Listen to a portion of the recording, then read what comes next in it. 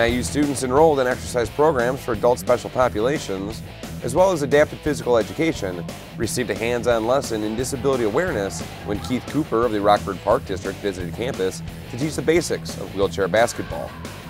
What we're here to do is to create awareness for adapted sports and for our future educators and our future athletic trainers to know that there are opportunities out there for our students and our adults with orthopedic impairments.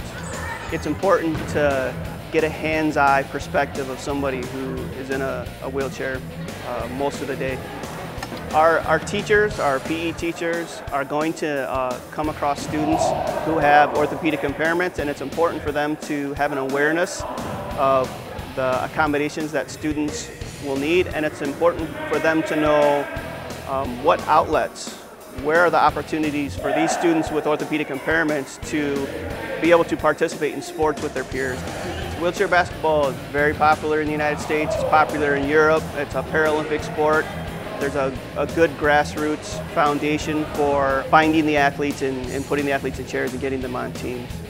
We like to consider the wheelchair the only modification to basketball when it comes to the sport, but there are some other rule modification changes to make the sport faster, a little more competitive.